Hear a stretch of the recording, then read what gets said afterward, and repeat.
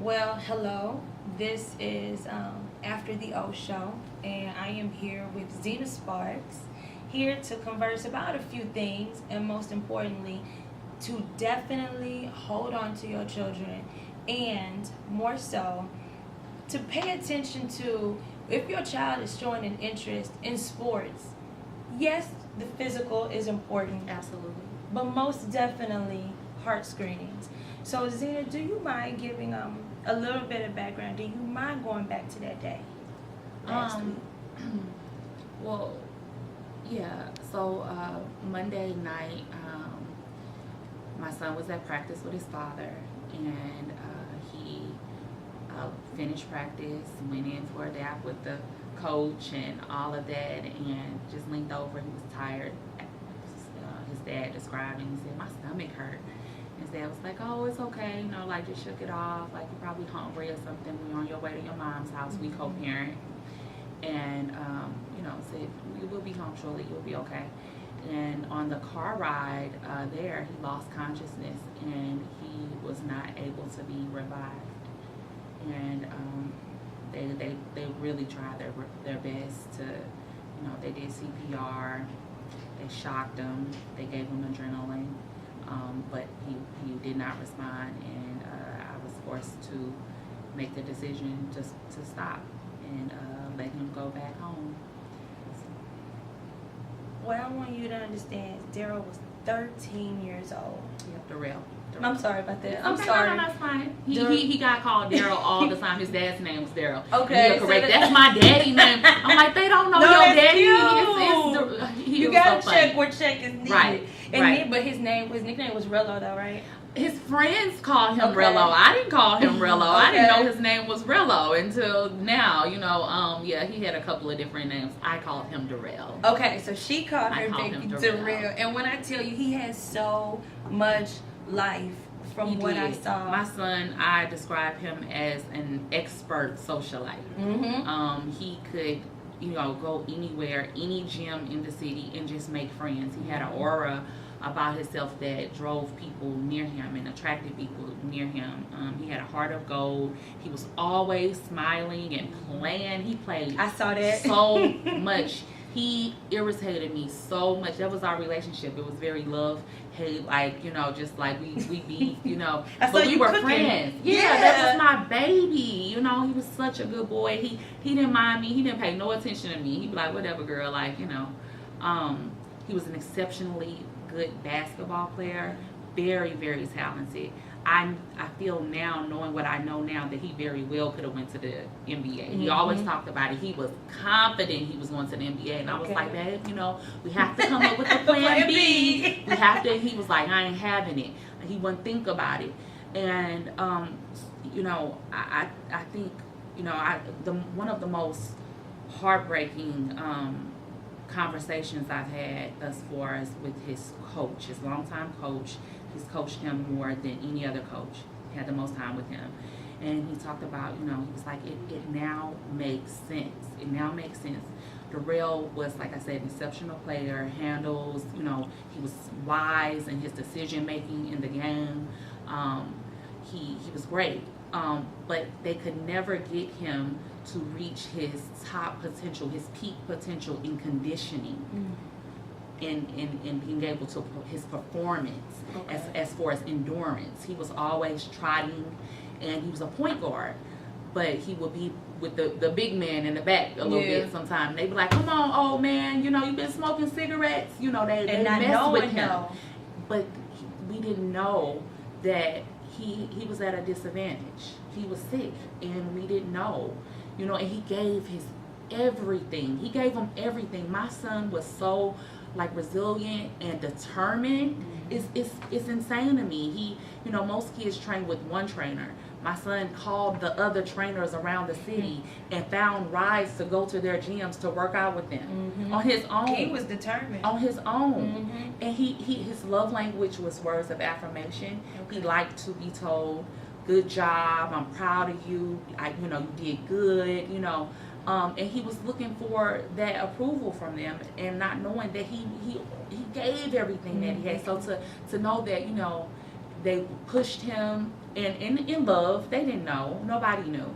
But that he was giving it everything, and it was never enough, It's so hurtful for me to know that, and I just don't want any other parents to have to deal with it. Maybe your kid is a little slower or whatnot. It may be because they have a condition, not that they're weak or that they're lacking or slacking. That may not be the case, and you don't know until you know. And I just think that I know that my son left so that I could save lives. God knows what he's doing. He knows who to give the task to. He knows who will get the job done, who will be strong enough to handle the cross that I have to carry now. And I'm doing my Father's work. My son did his job. The fact that all these people came out. I know. It was like over 400 people that came out to give you his love. vigil, to give my baby love. Yeah. They don't know. I mean, I'm sure, some Of people course. love me, whatever. Okay. Yeah, no, But they came out for my baby. It was so heartwarming, and I'm so proud of him. I'm so proud of him. And I find peace in knowing that my son knew Jesus Christ as well. He feared God, okay? He would get in trouble, and I'd be like, God talks to me. God loved me. He not going to let you get over on me and do whatever you want. He going to expose your little lies and the stuff that you got going on. Don't you wonder how I find out everything all the time? He was like, yeah, how you be doing? How you know? Like, because God loves me, So he was like, okay, I'm not going to mess with you or God no more. He protecting you. I see, So, I'm, people are, I'm so sorry, Zena. I'm sorry for you. I'm sorry. I'm not sorry. I don't feel sorry. Sorry is not in my DNA. It has never been. Anybody who knows me there's nothing about Zena Sparks Chambers is sorry. I didn't raise my children to be that. Of course, we you're sympathetic, but that's not it. That's not it for us. And yeah. So as in the next steps, how do we get to include EKG? Well, first and foremost, I'm asking all coaches to not let the boys play and the girls play. Don't let anybody play if they don't have it. Remember Darrell Thomas. It happens. It can happen. It will happen. It did happen. So that stops it right there for now. And then, I have to get my son laid to rest. But after that, I have promised to give everything that I have, to take it all the way to Jeff City and make it legal, that it is a requirement for these children to get EKGs, anything, all of everything that they need, so we can prevent this from happening. So in a situation moving forward for someone whose child is currently playing sports or need their physical, they can just let their doctor know that they're requesting for themselves. Absolutely. You don't let the doctor tell you, oh, it's not needed, or we don't have time for it today, or it's not that important, like he's fine. He said, no, you don't know. My son went to practices 5 days a week. He played 3 games a day, back-to-back games, day to day. Like, no, and he held up. He looked healthy. He talked healthy. He played healthy, but he was sick. He had a diseased enlarged heart, and he's no longer here. And so, that's my call to action. The coaches stop now and don't let anybody play. It's not worth the risk. It's not that. No game is that important for these kids' lives. Well, what we're going to do is we're going to attach information so you can definitely let your pediatrician know that you are demanding, not just requesting, but you're demanding that your child get an EKG screening. And if you are an adult and you are in any type of sports or extracurricular activities where you need to have a physical, and even just more so, I would make sure, even for parents who have kids, and if they're not even in sports, get the screening. Absolutely. It can't hurt. Absolutely. Let them know. I'm even asking parents to do it. You know, we all need to do it. We don't know. No, I haven't had one. I got one Thursday though, because honey, I was going through. I was trying to get myself together for the visual. But so everyone needs them. Everyone needs them. Is there anything that we can help you with that you need? I mean, you told me ahead of time you have I'm a sure great that team. I will. I'm sure that I will. I don't want to get ahead of myself, but I definitely will reach out to you once I know. Please do. And I really want to say thank you for coming in here. I really No problem, do. girl. I got work to do. Yeah, you I do. got a lot of work to do. Mm-hmm. Is there an affirmation that you can give us? Trust God in all things, everything.